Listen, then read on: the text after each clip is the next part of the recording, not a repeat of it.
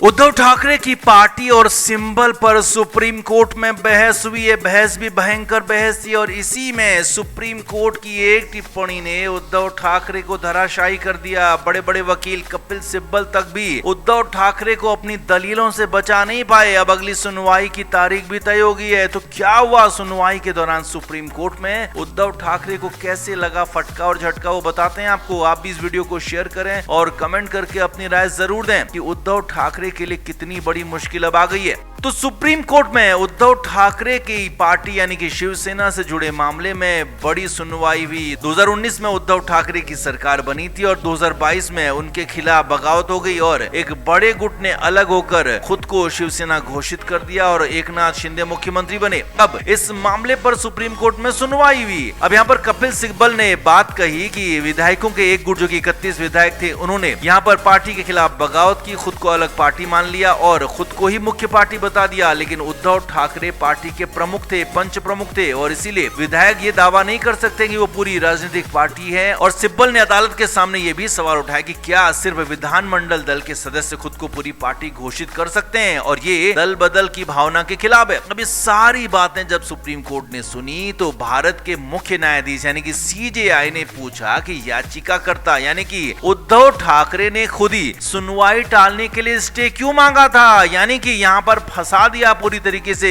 और वहीं पर जस्टिस जयमाल बागची ने कहा कि उद्धव ठाकरे की सरकार जब गई थी तो वहां पर शिंदे सरकार का गठन ना होना इस बात पर निर्भर करता कि इस मामले की सुनवाई होती और फैसला याचिकाकर्ता यानी कि उद्धव ठाकरे के पक्ष में आता। तो ये अभी तक तो हुआ नहीं है। यानी कि एक तरीके से उद्धव ठाकरे से ही सवाल पूछ लिया कि आपने स्टे क्यों मांगा, आपने इस सुनवाई टालने की बात क्यों कही, जबकि आप बार बार यही कहते हैं कि सुप्रीम कोर्ट में सुनवाई देरी से हो रही है, तो आपने तब स्टे क्यों मांगा था, ये बात कही गई है। अब यहाँ पर उद्धव ठाकरे को लेकर जो सुप्रीम कोर्ट ने कहा तो उसका जवाब कपिल सिब्बल उनके बड़े वकील के पास भी नहीं था। कपिल सिब्बल बार बार यही कहते रहे कि शिंदे गुट ने उनके साथ विधायकों ने जो किया वो पूरी तरीके से संविधान की 10वीं अनुसूची के खिलाफ है और उन्होंने साफ साफ कहा कि किसी राज्य में एक पार्टी से टिकट पर चुनाव जीतने के बाद नेता दूसरी पार्टी में शामिल होने का दावा कर रहे हैं और ये ट्रेंड चल रहा है। अब इस पर सिब्बल ने इसे संवैधानिक हत्या तक कहा। लेकिन सुप्रीम कोर्ट ने जो एक बात पूछी कि आखिर याचिकाकर्ता यानी कि उद्धव ठाकरे ने ही सुनवाई टालने के लिए स्टे क्यों मांगा था, यानी कि बात साफ हो गई कि यहाँ पर सीधे सीधे उद्धव ठाकरे को कोई क्लीन चिट नहीं मिलने वाली है। और ये भी बात साफ हो गई कि उद्धव ठाकरे ये ना समझें कि उनके पक्ष में ही फैसला आने वाला है और सुप्रीम कोर्ट ने यहाँ पर साफ लाइन खींच दी है। अब इसके लिए सुप्रीम कोर्ट ने नई सुनवाई की तारीख तय कर दी है। 4 अगस्त मंगलवार की तारीख इसमें तय कर दी है। 4 अगस्त को इस मामले पर अगली सुनवाई होगी और उस दिन इस पर बड़ी बात हो सकती है, बड़ा फैसला आ सकता है। तो कुल मिलाकर उद्धव ठाकरे को बुरी तरीके से घेर लिया गया, फंसा दिया गया। उनके बड़े वकील कपिल सिब्बल तक भी सुप्रीम कोर्ट की टिप्पणी का जवाब दे नहीं पाए क्योंकि उनके पास जवाब था नहीं और सुप्रीम कोर्ट ने यहाँ पर बड़ी टिप्पणी की है। तो आप इस पर क्या कहेंगे? क्या उद्धव ठाकरे पूरी तरीके से फंस गए हैं या फिर अभी भी उनके पास मौका बचा है? आप क्या मानते हैं? कमेंट जरूर करें, वीडियो को शेयर भी करें।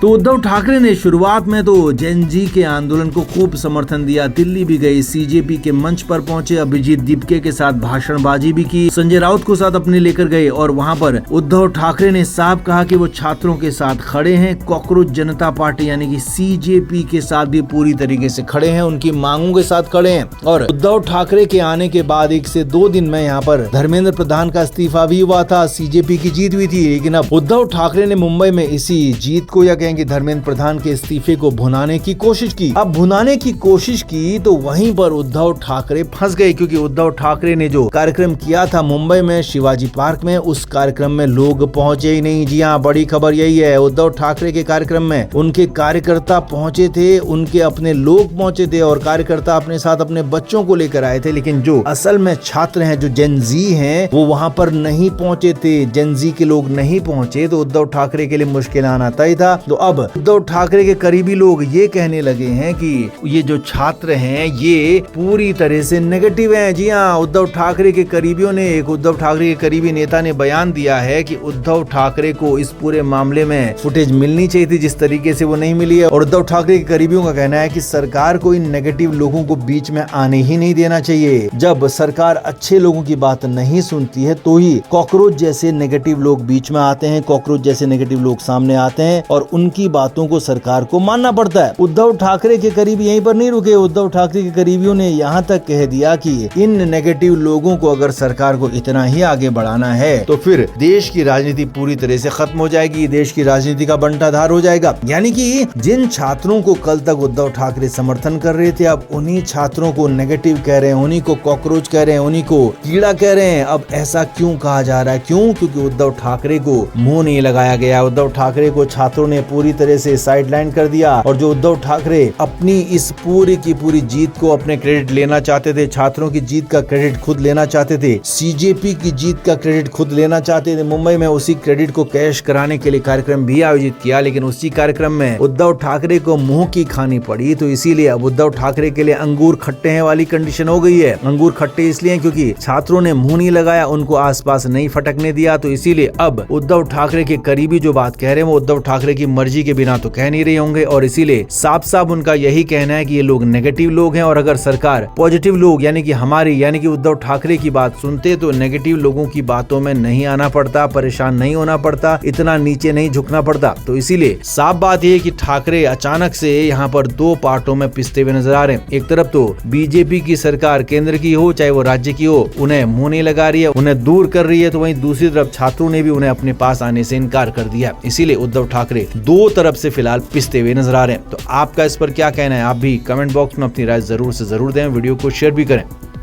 तो उद्धव ठाकरे इस उम्मीद में थे, इस कोशिश में थे कि किसी भी तरह जेन जी से उनका कनेक्ट हो जाए, चुनाव में उनको फायदा मिल जाए, लेकिन यहाँ तो दांव उल्टा पड़ गया। दिल्ली के जंतर मंतर पर हुए प्रदर्शन के बाद धर्मेंद्र प्रधान ने इस्तीफा दिया और उसके बाद और भी बहुत सारे एक्शन प्लान यहाँ पर होने हैं। उद्धव ठाकरे को शायद लगा होगा कि यही मौका है अपनी राजनीतिक जमीन को फिर से पुख्ता किया जाए। तो उद्धव ठाकरे ने राज ठाकरे के साथ मिलकर ऐलान कर दिया कि वो बाहर निकलेंगे। पहले उन्होंने प्रदर्शन का ऐलान किया था 26 तारीख को, लेकिन अब प्रदर्शन तो होना नहीं था क्योंकि धर्मेंद्र प्रधान का इस्तीफा हो गया। तो ऐसे में जेन जी को बुला लिया गया शिवाजी पार्क। सुबह 10 बजे सभी को शिवाजी पार्क पहुंचने के लिए कहा गया। अब मीडिया का जमावड़ा भी यहाँ पहुंच गया, क्योंकि मीडिया को भी लगा होगा कि शायद दिल्ली की तरह यहाँ भी जंतर मंतर की तरह यहाँ भी लोग पहुंचेंगे, भीड़ पहुंचेगी, जेन जी की बड़ी संख्या पहुंचेगी। लेकिन यहाँ तो उद्धव ठाकरे और राज ठाकरे के कार्यकर्ता ही ज्यादातर नजर आए। चारों तरफ सिर्फ और सिर्फ कार्यकर्ता दिख रहे थे। मंच पर भी बड़े बड़े एक तरीके से अधेड़ उम्र के लोग, बुजुर्ग लोग नजर आ रहे थे, जो कि उद्धव ठाकरे, राज ठाकरे के कार्यकर्ता हो सकते हैं। और इतना ही नहीं, कई लोग अपने साथ अपने छोटे बच्चों को लेकर आए थे, जो जेन जी तो बिल्कुल नहीं थे, क्योंकि वो काफी छोटे थे, जिन्हें मीडिया में, सोशल मीडिया में जेन अल्फा भी कहा जा रहा था। यानी कि जो खुद से आने वाले थे जेन जी, वो बहुत कम संख्या में, नहीं के बराबर पहुंचे। क्योंकि कुछ लोग हालांकि पहुंचे भी, ऐसा भी नहीं है कि शून्य संख्या वहां पर थी, ऐसा नहीं था, लेकिन कुछ लोग पहुंचे थे। लेकिन जिस उम्मीद में उद्धव ठाकरे थे, जिस बड़ी संख्या में पहुंचने की उम्मीद, कयासबाजियां लगाई जा रही थी, वो संख्या पूरी तरीके से ध्वस्त हो गई।